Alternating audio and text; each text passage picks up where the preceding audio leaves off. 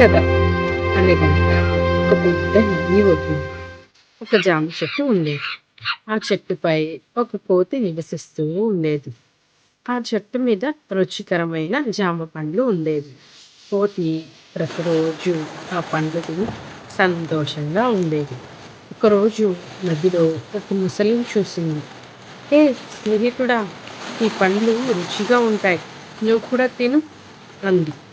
ముసలి సంతోషంగా పండ్లు తిని ఇద్దరు మంచి స్నేహితులయ్యారు. ఒకరోజు ముసలి ఇంటికి వెళ్ళి తన భార్యతో ఇలా చెప్తాడు: నది ఒడ్డున నాకు ఒక మంచి స్నేహితుడు దొరికాడు. ప్రతిరోజు నాకు పండ్లు ఇస్తున్నాడు. అప్పుడు ముసలి భార్య అనుకుంది, అది ఎంత రసాల పండ్లు తింటుంది, దాని గుండె రుచిగా ఉంటుంది అనిపిస్తుంది. నాకు ఆ కోతి గుండె కావాలి అని అడిగింది. ముసలి ఆశ్చర్యపోయింది. అది నా స్నేహితుడు, నేను ఎలా చేయగలను అన్నాడు. కానీ భార్య పట్టుపట్టి అతన్ని మన ఇంటికి తీసుకురా అంది. ముసలి బాధగా ఒప్పుకున్నాడు.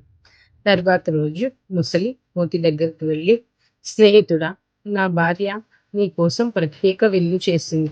నువ్వు నా వెన్నుపై కూర్చో, నేను నిన్ను తీసుకెళ్తాను అన్నాడు. కోతి సంతోషంగా ముసలి వెన్నుపై కూర్చొని ప్రయాణం మొదలుపెట్టింది. నది మధ్యలోకి రాగానే ముసలి నెమ్మదిగా చెప్పింది, కోతి, నిజం చెప్పాలి, నా భార్య నీ గుండె తినాలనుకుంటోంది. కోతి షాక్ అయింది, కానీ వెంటనే తెలివిగా ఇలా చెప్పింది, ఓ, నేను నా గుండె చెట్టుపైనే వదిలేశాను, నన్ను వెనక్కి తీసుకెళ్ళి తెచ్చుకోనివ్వు. ముసలి నమ్మి తిరిగి చెట్టు దగ్గరకు వచ్చింది. కోతి వెంటనే చెట్టుపైకి దూకింది. హహహ, ముసలి, నన్ను మోసం చేయాలని అనుకున్నావా? తెలివితేటలు బలానికంటే మించినవి అని కోతి నవ్వింది. ముసలి నిరాశగా నదిలో మునిగిపోయింది.